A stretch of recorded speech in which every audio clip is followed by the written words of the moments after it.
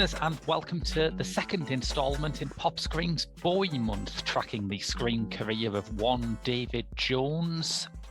We are the Geek Show podcast that likes to deal with the good, the bad, and the bizarre of movies either starring by or about pop stars, covering a range of musical and cinematic genres from country and western to hip-hop, documentaries to science fiction. I'm your host, Graham Williamson. I'm a writer for The Geek Show and Horrified.com, the British horror website. And I've been joined this week by... Mark Cunliffe. I'm also a writer for The Geek Show, as well as We Are Cult. I've had some film essays published for Arrow Films. Got another one coming up at the moment, which I have to be top secret about. So there's a bit of a spoiler there. And I've also wrote a chapter in Scarred for Life, Volume 2, about 80s television series Casualty. Excellent. So this week, you wanted to welcome in, didn't you, Mark? I did, yes. Seeing as we're talking about Bowie and Baal, I thought I'd join in with a suitably suitable tribute for him, which goes a bit like this. Hang on a minute. Tlong. Graham and Mark are talking about Baal. Tlong. Directed by Alan Clark. Tlong. Starring David Bowie. Tlong. It must be Pop Screen. Lovely. I had actually had the exact same idea. Hey, brilliant. Which is uncanny. That is so spooky. Whilst Pop Screen announced a Bowie month, even then the first film was a popular one, with Christian Bale and Hugh Jackman too. Now we're back to punish you. Fantastic. I was going to try and find my my fly swatter. I've got one of those electronic fly swatters. I'll get that out, but you've got the whole distance with the guitar, even better. Well, I feel like no one can do it properly because no one in the history of the world has ever had a banjo that looks like Bowie's banjo in Baal. No, that is very true. Apparently it was a very vintage one, and he didn't know how to play it, which kind of comes across in the film itself, doesn't it? I just assumed that was method bad banjo playing, but yeah, possibly. Maybe not. Yes. This is Baal, which for listeners who were unaware, and I'm thinking that's got to be quite a few listeners, right? Yeah, I would think so. It's a rarity. We are doing Labyrinth later on in the month, but this ain't Labyrinth. Although a few Muppets would have enlivened it a bit, perhaps. Well, Baal is one of those plays which would work very well in a Muppet version, isn't it? If you had like Baal as the only human and everyone around him, there's like Dr. Bunsen Honeydew in Weimar outfits going, Baal, this new song of yours is absolutely terrible. Because you could have Oscar the Grouch as Baal, couldn't you? You could have Baal playing to Waldorf and Statler, and it would only slightly change the tone of the drama. Only slightly be different. Apart from him taking people's virginity, I think that's the thing that would scare off Disney, really. Yes. But this was a TV movie that Bowie made in 1982. We have Letterboxd's prime cataloguer of British one-off play strands here with us this week. So what was this part of? Was it part of any sort of wider series? I don't think it was, no. I may be wrong, but it's at the time it was like Play for Today, Play of the Month, Play of the Week. And I don't think it was any of those categories at all. I think it was just, we have a budget and we have an hour's television to fill. So it was just a one-off play. Yeah. Right. Because this is done by arguably the greatest talent, directorially speaking, to come up through those plays, which is Alan Clark. Show the viewers at home your T-shirt, Mark. Hey, da-da. Smashing. Yeah, one of my favourites, Clarky. Mike Leigh, Ken Loach, Alan Clark. That's the holy trinity for me. It's yeah, and I mean, anyone who's listened as far back as Cinema Eclectica will know that me and you have very different opinions on British social realist stuff We most do, of the time. yeah, but we still get on. We just, yeah. The thing is, the point I'm making, even I love Alan Clark. He was Yeah. great. Yeah, that's it. That's the main thing. Yeah, that's what we take from this today. Yes. And by this point, he'd established himself pretty well, hadn't he? He'd spent the 60s and 70s building up an impressive sort of canon of material, culminating in his play which ended the 70s, which was Scum, which also unexpectedly provided him a way into theatrical release movies when the BBC banned that play and it had to be remade and put out as a movie instead. Yeah, it was a case of necessity, wasn't it? Mm. It was basically just let's remake the play that nobody's ever going to see, never ever going to see. That's what they thought at the time, into a cinematic feature, which kind of, it's almost like the second act for Clark, really, at that point, because as you say, he's done from the 60s through to the 70s as a, he's made a good name for himself. Yeah. He's caught, the eye of the audience and the critics alike. He's created a few enemies in television, just generally with his behaviour. Yes. I mean, he was never the wing commander type that the BBC liked at that time. The Blazers and what have you. He was banned. He was famously banned from the BBC Club, and also apparently is the only person to be banned from using the lifts at BBC Television Centre as well. That's extraordinary. What could happen? Dare I ask what could happen? I have no idea. I do know. I mean, just to distract from that slightly is round about this time, actually, 1982, the young ones were invited to the BBC Christmas comedy party. They would basically just do a party for the comedy department, and all the famous people who had worked at the comedy department and all the crew and what have you would all get together for a shindig. Memorably, Alexei Sale says that Monty Python were banned from a Christmas party because they wore jeans. But what the young ones got up to that day was even worse, because even worse than wearing jeans. Even worse than wearing jeans, yeah. Because there's an amusing one where I'm going off piste already. There's an amusing one where Alexei Sale was introduced to Kenny Everett by Jim Moyer, who was then head of BBC Comedy. I said, "Oh, you'll know who this man is, won't you?" Because they're thinking they're both comedians, they're both from Liverpool, but one grew up as a Marxist, the other one was a staunch conservative. Yes. And Alexei Sale said, "Yes, I know who that is," and proceeded to blank him and just walk past. But Jim Moore later said that effect didn't really register with him. He just thought it was some kind of homosexual spat.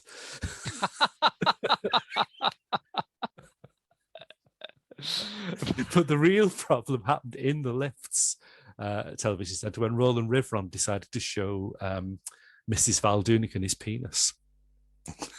As one does, right? Yes. I don't think he got banned from the lifts at BBC TV Centre. So what Clarky got up to, who knows? Yeah. But yeah, he was forced to use the stairs all the time. That feels like a very class-bound punishment, doesn't it? Being forced to use the stairs. Well, yeah, I suppose given his sort of rather notorious poor dress sense and possible hygiene standards, perhaps they were just like, we can't have him in a small confinement like the lift. It's possibly true, yeah. Maybe BBC Television Centre didn't really have an asbestos scare in the late 80s. Maybe they were just thinking, oh, we need to get Clarky out of a studio and into somewhere with fresh air for once. How can we do this? That would be true. Although the famous occasion in the 70s when they did get him in fresh air, sent him to Halifax to make Horace, and he was there for 3 hours, at which point, after 3 hours, he had tipped over the grill in the hotel restaurant because he'd had a fight with the hotel owner. Got carted off to the police station, didn't like the way that the arresting officer was standing a bit too close to him, told him, if you keep getting that close to me, you'll regret it, and proceeded to punch his lights out. It's a little wonder how this guy, managed to direct Scum so well, isn't it? How did he get inside those young offenders' heads? It's a mystery.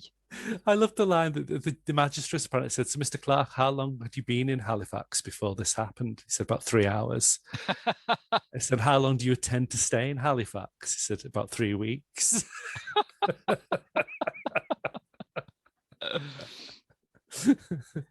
But yeah, this was very much the second stage of Clark's career, which is a very interesting one, because although what we've just painted was a sort of maverick genius, he was genuinely well regarded as a man who could tackle most forms of drama and, provide some good plaudits and acclaim for the work he put out. But from about this point onwards, 1982, I think some of his Brechtian influence starts to come to the fore, because he's very interested in alienation. Yeah. And it's not necessarily the alienation that Brecht would use, which would be, to always make the audience aware that they're watching a performance. His was more a case of, let's make that whole thing really alienating. Let's make it to the point where you think, what am I watching? Is this worth watching? Yeah. What is this strange thing that's happening before me? And it all culminates in Elephant, which Yes. I think was the penultimate thing he completed before he died. And it's either that or the Firm. I always get mixed up. I think I read some other people say it was the Firm, but in a strange way, Elephant always feels like the end point to me, because it's the most pared back example of his particular style you could imagine. Because he was stripped by the 80s. He was stripping everything out of the work he was doing. I think when you consider the three most alienating pieces like that is Contact, Christine, and then Elephant. Yeah. And I know that Contact in particular, and I think Christine as well, actually I think Elephant too, I think they all originally had stories with dialogue and narrative, and he just ripped pages out of the script. We don't need that. Because he could do it all with just atmosphere, looks, famously shooting actors from miles away during Contact. So you're just getting an actor's natural reaction, which again doesn't sound very Brecht, because Brecht is all about performance. It's epic theatre. It's making sure that the audience are aware that they're watching a performance. This is catching people unawares to create a performance, which is kind of interesting. Yeah, I think when we talk, I realise that Brechtian alienation effects is one of those phrases that just makes people want to die. And if you're one of those listeners, I'm very sorry about that. But it's important to note that when we talk about Brecht as being someone who was interested in performance, it's not in the way that a conventional drama is interested in performance, where you're meant to think, oh, I really feel for that person. I really want them to win at whatever it is they're doing. Brecht wasn't averse to that, but he also wanted you to step back and look at how this applies to the world outside the theatre as well. That's right, yeah. It was, I mean, the one thing I've been listening to recently was a podcast with Alexei Sayle, where they're actually talking about Brecht. Oh, yeah. Because apparently somebody said, tell me about Brecht, because, you often mention him. So he got a Brecht expert in to talk about it. I think it was out last week, this podcast. Is that the Alexei Sayle podcast, the one that he That's does? the very one, yeah. So I think it's called Jingle Jangle, that particular episode, because apparently that was a low-rent kind of Weimar Republic cabaret at the time. You had the cabarets, and then you had something called the Jingle Jangle, I think it was called, which is slightly more... even more sinister now, even more sinister, down at heel, low rent, experimental than even the cabarets, which just sounds very baffling. But yeah, I mean, one of the things they said that just reminded me of Baal actually was, they said Brecht has no grasp of geography, in the sense that he would say a place but not necessarily know where that place was. Yeah, and you can see, there are Brecht plays that are set in America, there are Brecht plays that are set in China, in Italy, all over the world, but they are all fundamentally set on stage. They are even less realistic in their depictions of these places than Shakespeare was. Absolutely. It's like putting a pin in a map and saying, right, I'll say that. And it sounds like a fantastical place because it's just beyond, it's like saying Timbuktu, I suppose, is our nearest equivalent, really. But although that sounds fantastical, he's centering something that the audience should think, oh yeah, this is like what we're going through now. This is life that we're going through now. Even though it's a performance, even though it's in a fantastical place, there's a grain of truth to everything that I can take home and consider about society in a wider context. And one of those early exotic plays that he wrote was The Rise and Fall of the City of Mahogany, which includes the song Alabama Song, which was covered by... David Bowie. No, sorry, the right answer is The Doors. Yes, it was covered by David Bowie in a song that he recorded to fill out his RCA contract that is... I mean, I think it's fantastic, but listeners, if you've never had a panic attack, why not listen to David Bowie's version of Alabama Song and you'll understand exactly what it's like. Yeah, that sounds about right, actually. Yeah, that's it's true. Terrifying, isn't it? That's one of the things that first turned me on about Bowie as a teenager, though, was it's just like, what is this weird sort of soundscapes that I'm hearing? And it's like, I don't like it, but I feel compelled to keep listening to it. And it's like Stuart Lee said about the fall, isn't it? It's not nice to listen to, but you feel compelled to keep going. It's like having really bad medicine, isn't it? And just constantly I will get better if I just listen to this. The amazing thing is about Baal that I don't know if Clark did, but his producer, Lewis Marks, who, as we know, also the writer of several Doctor Who stories. Yes. Yeah. Had no idea that Bowie had any interest in Brecht. No, that's right.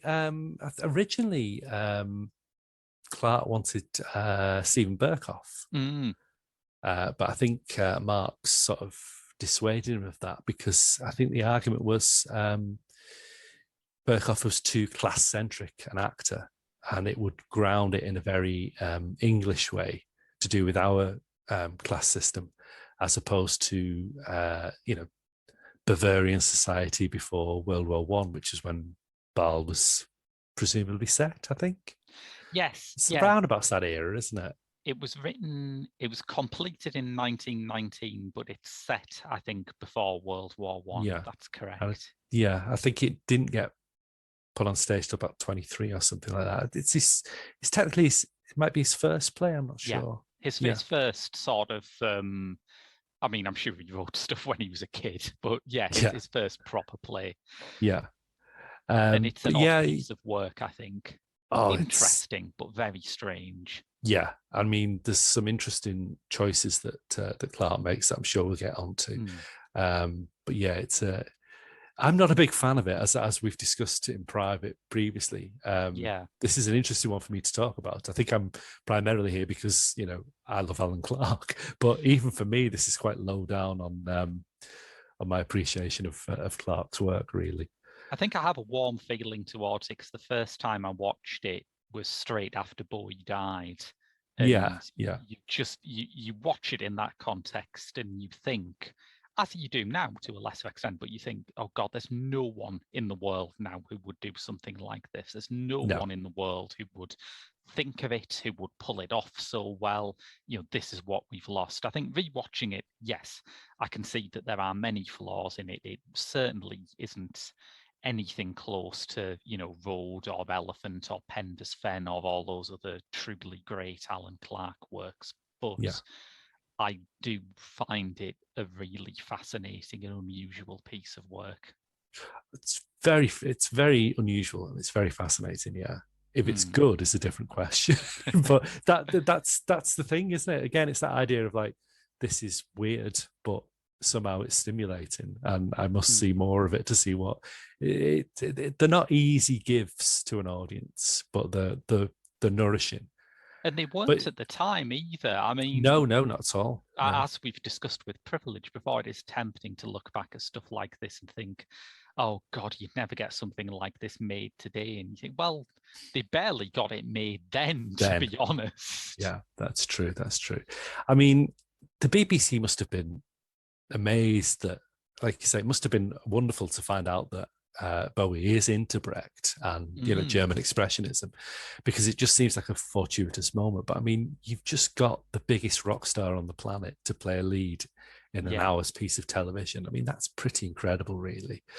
Anyone else would insist that the result should be commercial in some way. Yeah, I guess. Yeah.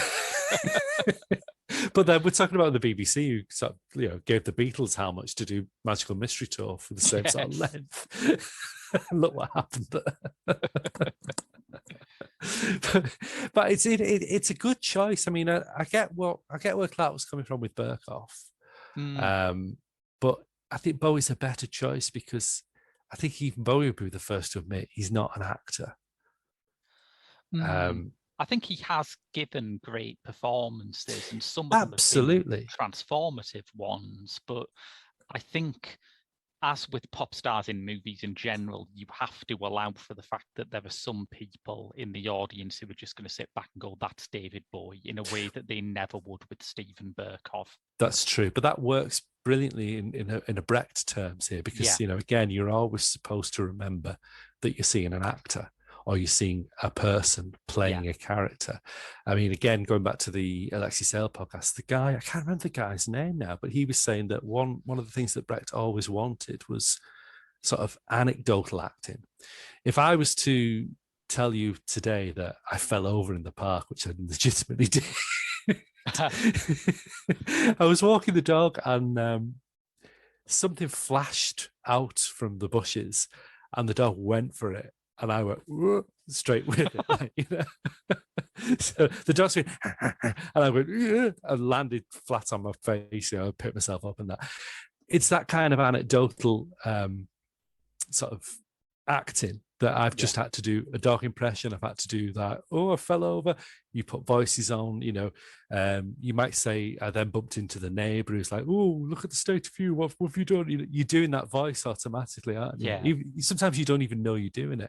That was sort of Brecht's end goal in terms of performance, really, apparently, that he wanted that kind of, almost like you just put in clothing on and then dispensing with it straight away. So the audience is always aware that it's a performance going before them. And it's a strange thing. I mean, it would be impossible to do in television now, because television now, I find, is maddeningly obsessed with this quality that they call cinematic, which to me has nothing to do with cinema. It's just about it being glossy and naturalistic. Yeah. And everything in Baal and everything in Brecht is against that. Yeah. I mean, this wouldn't get made today at all. No. I mean, you mentioned Doctor Who there, and we've talked about how television was 40 years ago. It was shot as theatre. So you would have people performing with the backs to the back of the wall, the set wall, facing out to the perceived audience, and the four banks of cameras that are capturing the action, so that you get very odd, unnatural kind of I mean, the best example is Doctor Who, isn't it? When you think of the TARDIS console, is just like that, isn't it? You don't see that bit, but you do see that bit there, and then you've got the console in the middle, and like the Doctor would be stood there, and then you get his companions sort of stood either side like that, but they're playing out slightly towards the audience. It's just very unnatural. People would literally walk. It's like I see now with COVID, when you're aware of certain dramas that are made under COVID conditions, you watching, like Doctors is brilliant for it. I don't know if anybody watches the mind-numbingly dull but curiously addictive afternoon drama Doctors, because you watch people who are supposed to be family, and one will walk in and one finds one sat at the TV, and instead of sitting down on the sofa next to them or going standing right up to them like an ordinary family do, they're 2 meters apart. Yeah. So it's like, what are you doing? Oh, I'm doing this. It's just so weird, and it is a very unnatural kind of way to present stuff, which you just don't see apart from COVID restrictions. You don't see on television anymore. This example was determinedly shot like that. The first scene in particular, apart from Bowie, hammering Singing away the at the first bit banjo, of- yeah. the first scene where he's being courted by the middle class elite, and he's just happy to feed his face, and just sort of like swat past questions and ignore them, and generally just only pay attention when the pretty daughter arrives. It's shot as if you're like in row 4 of a theatre. I mean, you've got David Bowie, and you can barely see him. There's no close-ups. Everything is shot in such a distance, and it is that kind of, well, this was cabaret. So from Clark's point of view, I think he is conscious of what an audience in a theatre might have seen. And it is just shot like that repeatedly, really. And it is deliberate. I mean, you can compare it to some of the very early stuff he did, which also have that theatrical look, because back in the 60s, everything had that theatrical look on television. But around this time, he's making stuff like Contacts, you mentioned. He's making stuff like Beloved Enemy, which have much more of a use of location work and actually cinematic style, a style that actually looks like cinema rather than just being over budget, which is what cinematic means now. But so this is a massive step away from that style he's developing at the moment. Yeah, he's becoming more interested in the steady cam is the huge thing. I mean, they're a fascinating generation that came up in the BBC at that time, really. Yeah. And they're all a bit like magpies in the sense that they will sort of see what the other one's doing and sort of copy it slightly. I'd seen Stephen Frears' Walter, which used Steadicam, and he was just bowled over by it. And that became his big thing, really, the constantly moving. He made what he called walking movies. And if you see anything from Road onwards, really, the walking movies. People remember the Steadicam shots of in Rita Sue and Bob 2 and Leslie Sharp in Road. Yeah, you can hear the feet. Yeah, I mean, Leslie Sharp apparently walked something like 16 miles that day, just wandering round and round this wasteland. Incredible. Yeah. It's really fascinating, but he was just obsessed with just capturing movement on screen. With this, I think he'd looked at what John McGrath was doing on BBC. John McGrath of the 784 Theatre Company. He'd just done 2 Play for Today's, 2 sequels called The Adventures of Frank. So there's Adventures of Frank Part 1 and Adventures of Frank's Part 2. And that was using what was very popular at the time, which is Quantel graphics, which, of course, he uses here. And the way that, again, that Brecht thing of breaking the fourth wall. So we'll do it in a way that is very state-of-the-art computer graphics. So you're making use of the fact that this is an artificial scenario to just, it's like you see in Brecht, it's in Baal, it's memorably that he's against this sort of like white background, isn't he? Yeah. So you just feel like this is the TV bit, this is the artificial bit when he talks to the camera, and the way they use the split screen, and sometimes it's a static photo while he's talking, and other times you might see him and Jonathan Kent, his co-star, walking, again, motion on camera, even though they're not walking anywhere, it's the scenery moving behind them. It is that motion thing that he's so fascinated in. And those split screen segments, I think, are the real triumph of the show. They remind you of that famous story about Lev Kuleshov, the Soviet editor, where he got a photograph of a very famous actor and spliced it into some footage and, cut from the photograph to a bowl of soup, cut from the photograph to a woman's face. And the audience would watch it and say, he's clearly portraying hunger. He's clearly portraying heartbreak, but it was the same image every single time. Yeah. The editing creates context, and Clark manages to do that here with split screen, with the close-up of Bowie singing The Drowned Girl, and with the close-up of, is it Tracy Fields who plays that character of her face? Tracy Childs, I think. Tracy Childs, that's her name. Later in Howard's Way. Oh, right, okay. Yeah. I mean, there are some remarkable before they were famous finds here, aren't they? Because the other woman in Baal's life is a very young Zoe Wanamaker. Zoe Wanamaker, yeah. Julian Wadham, who's still consistently working. If you ever need a slightly older English gentleman, it seems to be Julian Wadham. I think he's now Steed in Big Finish Avengers audios, I think now. Right. So yeah, he's Baal's mate who Baal subsequently does the dirty on quite early on. Yeah, he's really striking in this, isn't he? Yeah, anyone in a film with David Bowie is going to take the second most intense close-ups in the film, but Wadham gets close here, I reckon. It does, yeah. I mean, they are it's a good cast. I think he always knew how to cast things well, Clark. Yeah. He always got a really good ensemble. There's never really much call for somebody who doesn't seem to be getting what's going on. Yeah. You always, even with some really good play for today's, if you look at drama that's been made at that time, you might see one person who thinks they didn't quite get the memo, but it doesn't seem to be a problem when Clark's doing something. But people, despite what in-house feelings that the BBC might have been about him, people who actually worked with him on the floor usually had nothing but praise for him. Yeah. Even though he did some pretty awful things to people.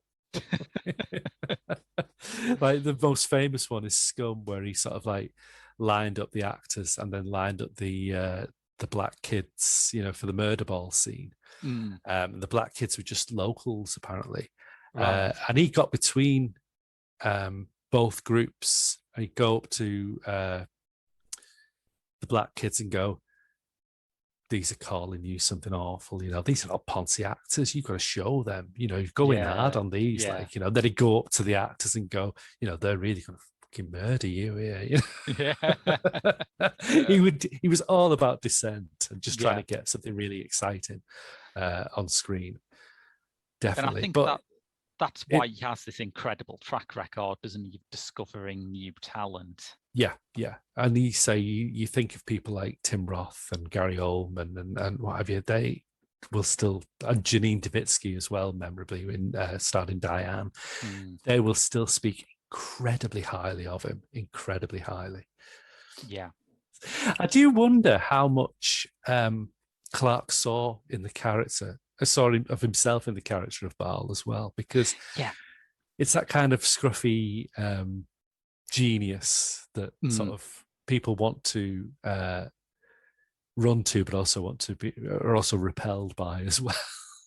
It's strange, isn't it? Because you can sense a lot of different angles on Baal. A lot of the creators seem to be pulling in different directions in a way that I think is really productive, because Brecht was inspired to write this by a play called The Loner by Hans Jost, which I haven't read. Reportedly, it's very sentimental kind of German romanticism about a dissolute poet who repents on his deathbed and sees the error of his ways. So part of what Baal is just razzing that, really, about a dissolute poet who continues being a fucking arsehole until he falls over dead, which is quite funny. But there's some other context that I think can be quite misleading, which is that Jost, in his later career, would go on to write propaganda for the Nazis, and Brecht, in his later career, famously wouldn't.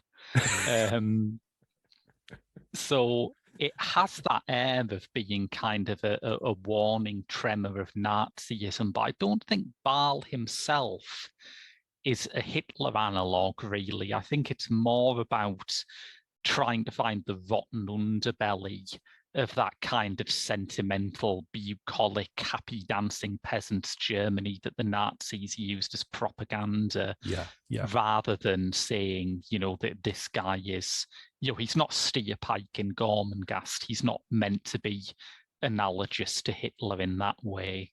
No, I mean, I was just about to come up with a phrase, but sometimes it's a phrase that you sort of go into dark and disturbing waters with, because now it's become a context. When you hear this phrase now, it's like an apologist for racism. But Baal is a character in my mind that will call a spade a spade. Now, when you hear that phrase now, you're automatically thinking of some gammon wanker who just doesn't like the fact that he can't call, Oh, they can say it in their rap records, but exactly, I can't. Exactly. Or even down to, as we're recording this now, the Jubilee weekend has finally left us, thank fuck. Yes. But apparently Len Goodman got several letters, several sort of complaints at the BBC, didn't he, for saying foreign muck. Yeah. So again, that to people who would defend Len Goodman for that, they'll say he's just calling a spade a spade. His mum didn't like foreign cuisine, it's not a racist term. But so I'm always a bit when you use that phrase, calling a spade a spade. But Baal is that character who would. It's the Emperor's New Clothes type of character, isn't it? He points at the pomposity and the petty manners and morality of society at the time, which includes that whole sickening heap of sentimentalism that was just sort of like rife in sort of Bavarian Germanic society, really. Marvelously, Brecht's working title for one of the early songs he sings, Remembering Marie, was Sentimental Song Number 1004, which is very much the tenor of the thing, I think. You wouldn't think he went to write the Threepenny Opera, would you? No. But I mean, there's a lot of stuff talked about Brecht, and I'm in no way an expert on him at all. But like you said earlier, a lot of people are like, oh shit, the minute you hear stuff like, epic theatre, alienation technique, blah, blah, blah, blah, blah. The crucial kernel of information really with Brecht is that whatever he's doing, it's in opposition to what's going on at the time, I think. Yeah. So he's seen the way that sentimentality is on the rise after the First World War. They're always sort of like trying to look back to a sort of golden era that probably never existed anyway, which is kind of what we're doing now. It has a certain, that kind of reactionary sentimentality does feel very topical again, doesn't it? And the worrying thing is, of course, with the benefit of history, we can see where that worrying sentimentality went to in Germany, and shit, it might go here as well. But it is like that thing, isn't it, where there's this constant rumbling on scandal about the airlifting of animals out of Kabul. Yeah. And the sort of person that is intended to impress, the sort of Ricky Gervais type people who go on and on about the little baby animals with the sprained legs, but when you get them onto actual human beings suffering, no arse, mate. Should have thought of that before they became disabled, shouldn't they? Yeah. Don't even start me on Ricky Gervais. Yeah. Currently, I think it's mine now. I mean, I've been on Letterboxd for 11 years this year, and I've watched my review of Gervais's last comedy act rocket up to about fourth popular review I've ever written. You must have been sitting there thinking, if I'd have known the secret to this was just calling Ricky Gervais a dickhead, I would have been happy to do that. I'd have done it even when he was funny then. I'd have just anything to get noticed,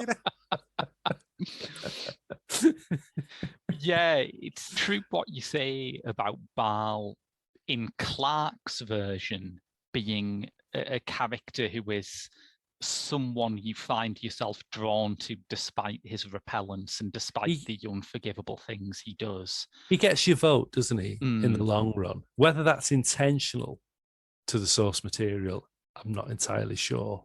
I think it has. I think it's appropriate, because I think what Brecht is always writing about is not so much a character but a system. assistant. I think you could stage a version of Baal that had a properly repulsive Baal that everyone in the audience would go out hating, but the audience should go out hating the people who pander to him and hypocritically repelled when he starts to behave like an arse. Yeah, that's true. Those are the villains, not yeah. him. It's pointed a finger at society, which I think both Brecht and Clarke did very well. I mean, Clarke's apparently famous mantra on set was, let's get the pig out, let's get a good look at it, and then let's kill it. Yeah. And the pig is sort of like society in that term, really. But it's interesting, and it sort of just occurred to me then when I said he gets your vote and whether that is right for the source material, because Rita Sue and Bob 2 is a good example of that, in the sense that Bob becomes a hero that you want to somehow win the day, which is very hard now for younger generation, or this present generation, to watch, because he's a fucking paedophile. Yeah. He's a middle-aged man with 2 schoolgirls, and that is never going to sit well in society now. But at the time, and it didn't even then. I mean, Andrea Dunbar famously hated what Clarke did with Rita Sue and Bob 2, because her conclusion to her original play ends completely differently. It just sort of ends with the women really talking about how men will always fuck you over, whereas Clarke's film is like he's back in the bosom of his 2 young girls. You know, he goes to bed, he goes upstairs, gets to the bed, and they're both in there waiting for him when he thought that they dumped him. And it's weird, isn't it, Rita Sue and Bob 2? Because it seems to be the one Clarke film which does like get to people who were not going to it for the politics. I know the tagline was Thatcher's Britain with its knickers down, which is a great tagline, but it feels like even more so than something like Scum, people will watch Rita Sue and Bob 2 in a quite apolitical frame of mind, in a way that they obviously never will with, you know, Elephant or something. They go to it for the bawdy comedy and the funny northern accents, really. It's almost Carry On, isn't it, really? But Clarke was always Clarke wasn't a middle-class filmmaker. You know, he wanted the working class to watch what he did.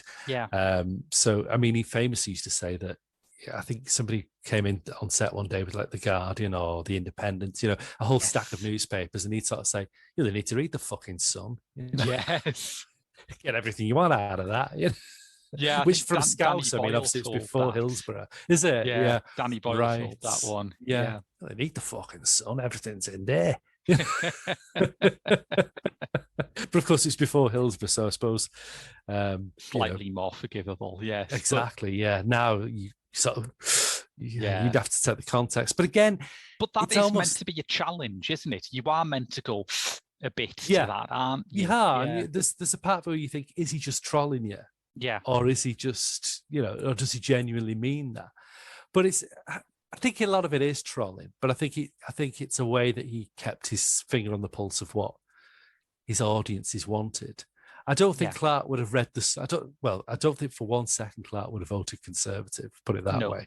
And I don't think he would for one second have picked up the Sun and read all the sort of Murdoch flag waving of Thatcher at that time and think, yeah, that's all you need in life, you know, because it's interesting to point out that, especially in this context now, we're talking about Baal, this stage of his sort of career, he's more interested in alienating people at a time when his core audience felt alienated by what was going on in the country. So I think that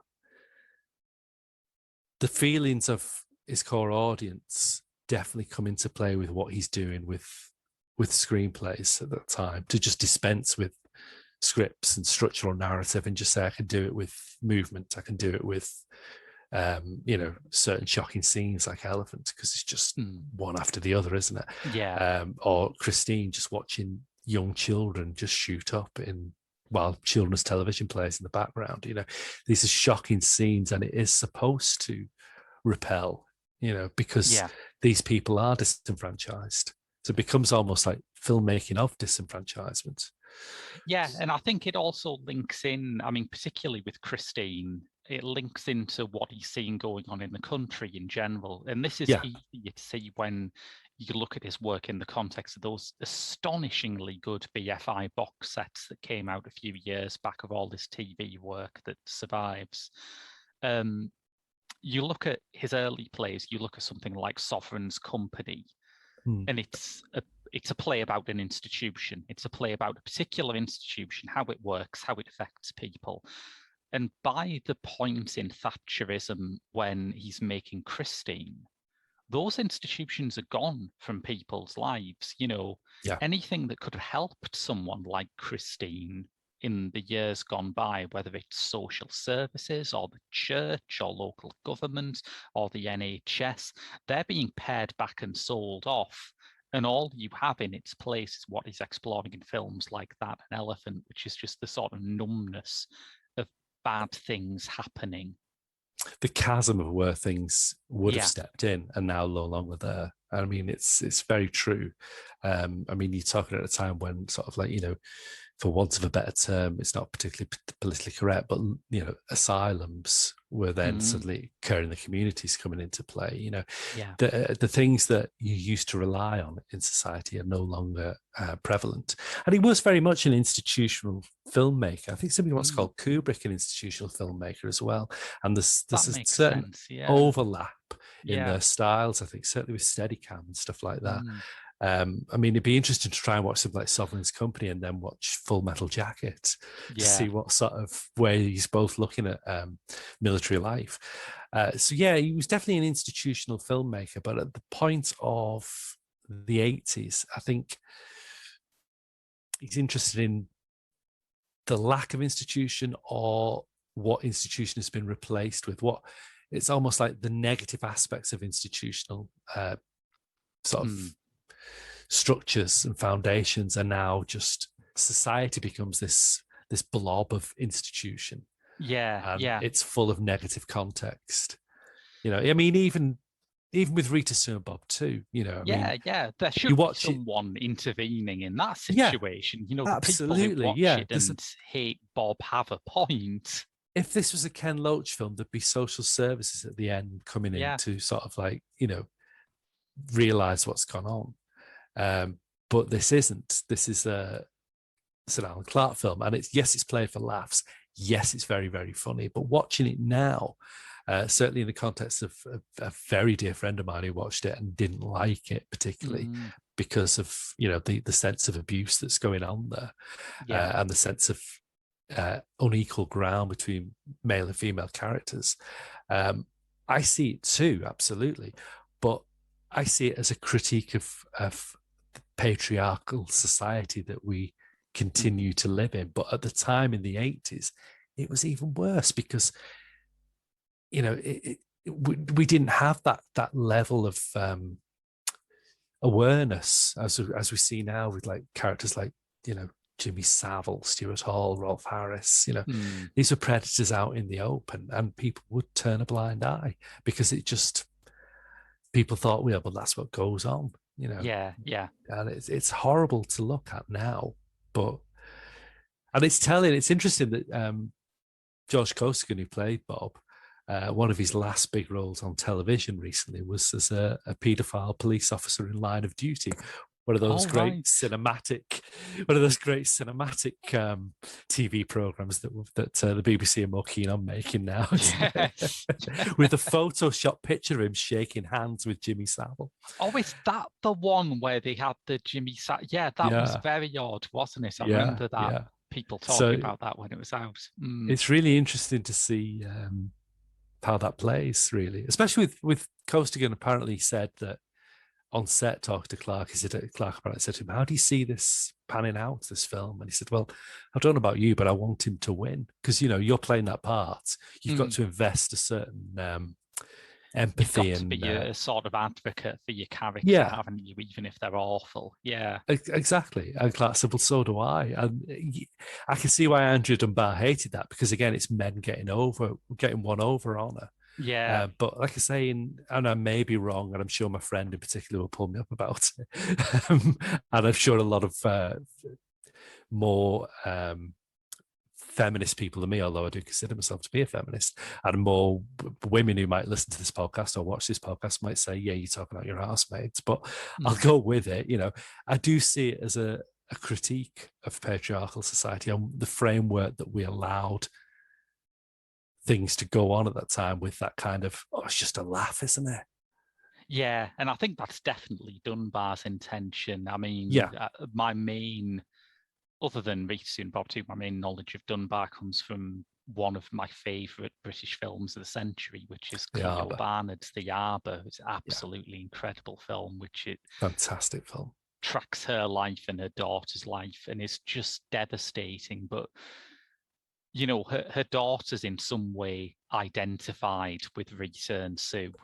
Her daughter said, if it was made now, their lives would be far much worse. They'd have that happen to them and they'd just get addicted to drugs or go into prostitution. Exactly. And it's interesting, like you say, in the space of 2 years, he's made Christine, which could almost be, what they thought. What Andrea's daughters would say was, the outcome of that, really. But I mean, even though she had her problems with the film, she herself must have known that society around her, the community in Leeds, must have just thought, it's a laugh, isn't it? Good old Bob, pat him on the back. Oh, you jammy bastard. That's that horrible attitude to sexual abuse, basically. Yeah, and I'm sure she was familiar with that. Yeah, I agree. But the talk about sympathy is interesting because, of course, one of the other things you've got here is that the lead is not played by a very good character actor like George Costigan. It's an actual rock star. And that makes the question of audience identification and charisma into a very different thing, I think. Yeah, that's interesting. Yeah, because it's like whether Bowie fans come into it will obviously just love Bowie. Yeah. So it is kind of like, well, he's got my vote straight away. Yeah. Whereas I'm coming to it thinking, even though I'm a Bowie fan, I'm coming to thinking that's David Bowie playing a role, which I think is what Brecht would have appreciated from this production. And it's a visible presence. There's elements of it that play into Bowie's persona in an almost metafictional way, almost as much as The Man Who Fell to Earth. It's just less on the nose, I guess, because The Man Who Fell to Earth is a great example of that because he's playing an alien, obviously. What could be more Bowie? But if you go into David Bowie's early career, you can find all sorts of songs like Signet Committee and Quicksand, which express this deep unease about how an audience identifies with a rock star and whether there's maybe something a bit dictatorial about that. You have Ziggy Stardust, who is an apocalyptically bad influence on the society that idolizes him and is destroyed by that society for that reason. And so, there's an element of thematic consistency to that where part of you just wants to watch Baal and think, those fucking toffs, go after them, make them look stupid, play all your dirtiest songs and make them drop their monocles. And then he murders someone or molests an underage girl. And you think, I should have seen that coming. That's a logical end point of the sort of person he is, the sort of person who I was cheering on, Yeah. And again, it's that, it just punches that mawkish sentimentality brilliantly, doesn't it? Because the minute he says, I live in a garret, or you live in a garret, don't you? And he says his address, number something A, whatever, that has that to this day has connotations, that romantic connotations of long-suffering artists scrabbling to get by on life. But they've got talent, they've got dreams, they've got ambition. But they could also be a fucking cunt, couldn't they? Which Baal clearly is. So that whole romantic stereotype is just punctured straight away by showing him at his most venal, really, isn't it? Absolutely. And he looks repulsive. It's like it doesn't quite succeed in making David Bowie not sexy, but it gets closer than you'd think was possible. Yeah, I mean, it's interesting that people say sort of like, Bowie, Thin White Dookie, or heroin chic and that kind of stuff. It's like, no, this is heroin. Yeah. Look at the guy's teeth in this, the way they sort of like, it's a fantastic makeup job to get that Yes. horrible green. Ugh. And it's one of the reasons why I think he is such a successful casting choice in this. I mean, there's another version of Baal made for German TV by Volker Schlondorf in the 70s. Is this one with Fassbender? Yeah, it stars Baal? Werner Fassbender. And I've not seen that. I've not seen it. It was suppressed for a long time because Brecht's widow was unhappy with it. But Right. I mean, just on the central casting choice, I don't want to fat shame Werner Fassbinder, but I do not buy him as a starving artist. No, The artist part, he's got down pat, don't get me wrong, but he's a bit too quick to the buffet table, really. He is a bit, yeah. So I mean, that would slightly worse, doesn't it? All right, if his mate opens up an exhibition, he's at the buffet table, but he's gone through a lot of buffets, hasn't he? Yes. So yeah, that kind of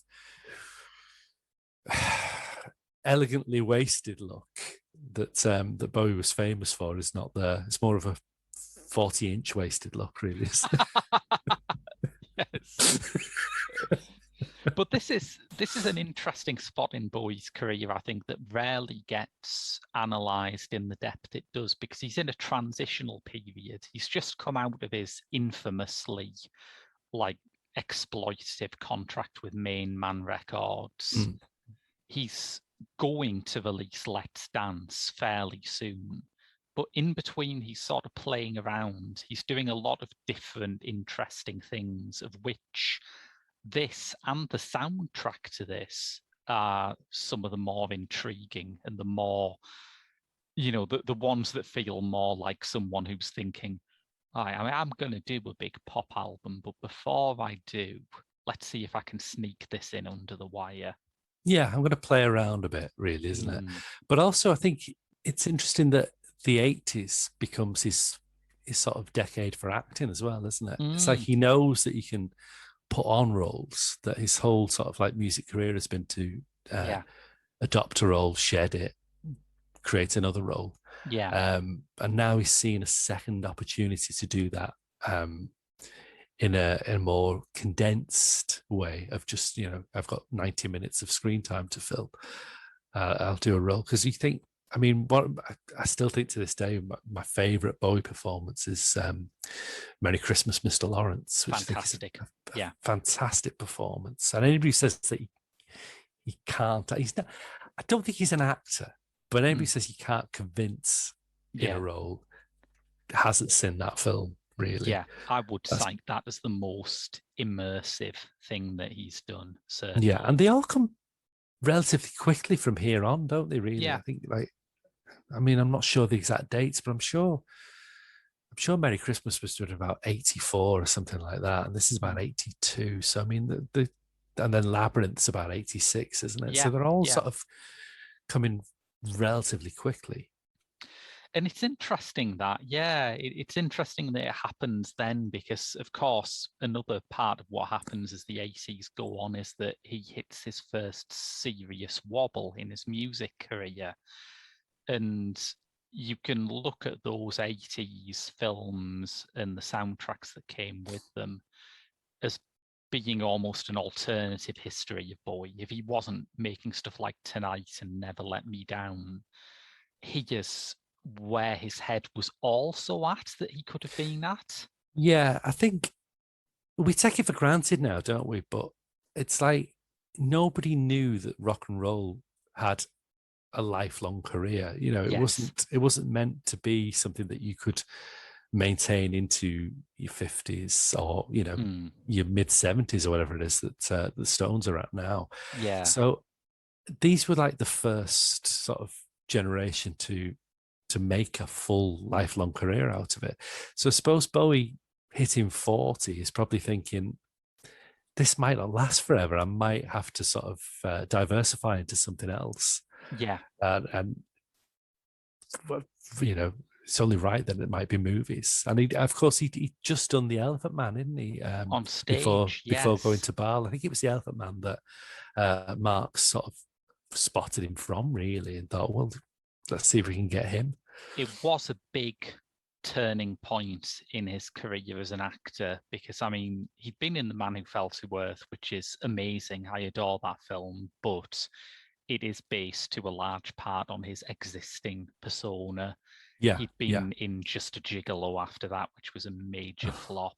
Yeah, not a good film at all. No.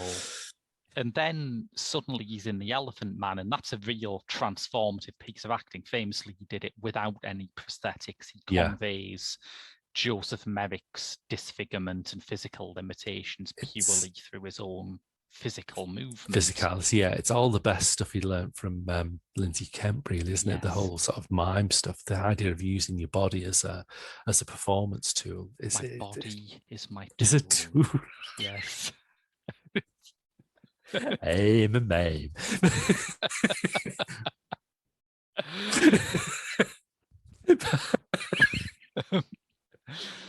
I genuinely did not mean to evoke Rowan Atkinson in Not the 9 o'clock news there, but as soon as I saw your face just go, I thought he's thinking of something.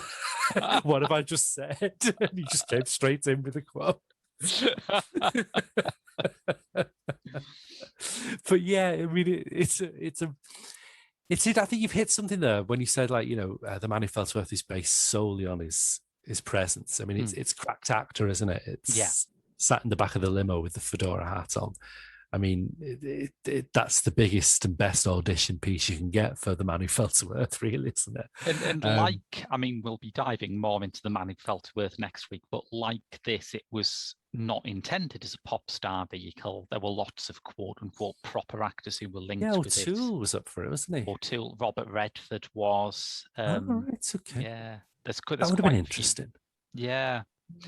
But as soon as Bowie gets into it, it's obvious that Roeg has refashioned his ideas for the film around who Bowie is. Yeah. And I mean, that's the interesting thing about Elephant Man and Baal, really, in the sense that they do not fit any of that elegant rock star look that he'd perfected for much of his career up to that point. Yeah. He is genuinely playing against type.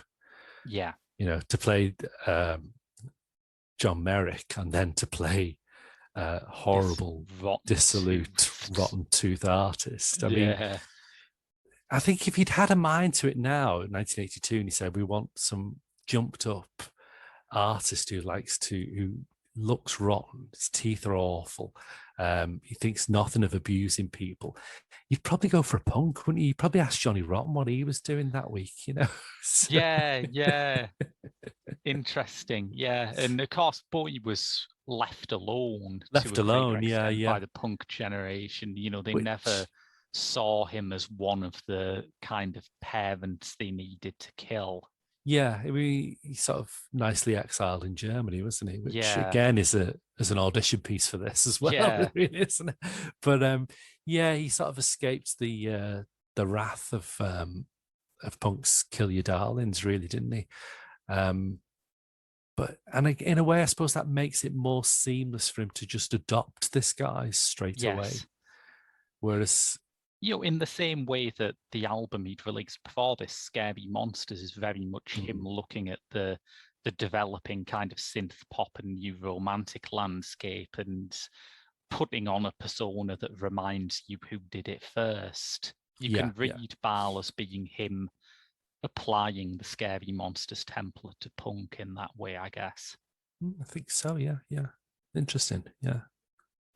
But the other major contribution this made towards Bowie's career is the soundtrack album he released, which is astonishingly good, I think. Never heard it. Ah, well, yeah. Hi to YouTube, where it's all been put up. I shall do that. rather than the old one-string banjo arrangement. Cling. Yes. You may remember that from the beginning of this podcast, listeners.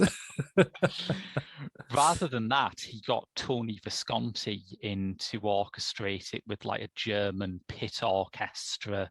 Oh, wow. Because I have seen it sort of, online a few times. I think, God, who wants to listen to that? Yes. No, it's bad enough to watch it. I mean, that would be Baal X, really. Yeah. What a load of old Baal X that would be. Never mind the Baal X. Well, the film is like the Let It Be Naked version of what Visconti put out. The Visconti stuff is beautiful. That makes more sense now, yeah. There's a version of Baal's hymn, which is the song that he comes back to and sings different verses of throughout the film, where it's all stitched together in one, like 5-minute song with a full orchestra, and it's incredible. It's so good. But I must say as well, anybody who sort of sits and watches Baal think, God, this one chord, it's bloody awful. I mean, again, sometimes with Brecht, you've got to remember what context these things were, and it was cabaret. It was sort of like, it wasn't supposed to be all spit and polish and wonderfully presented. It was a bit rough and ready and a bit ramshackle and a bit interesting and subversive, I guess. Yeah, and I mean, we could end in a lot of ways, but I think a bit interesting and subversive is a pretty good summation point for Baal, isn't it? Yeah, I think so. It's definitely. It's not my favourite by any stretch. It rates very low down on my appreciation of Clark, really, but it's a must-watch, really. Yeah. I think, because if you're after something quite interesting and subversive, then this is the place to be. And do listen to those Visconti recordings, because aside I from will do, some of Bowie's best vocal performances, the version of The Drowned Girl is chilling. It's so good. Right. I shall get on to that. I shall get thee to YouTube, as you rightly recommended. So, as we said, next week it's one of the all-time big hitters from Bowie's film career. It's The Man Who Fell to Earth.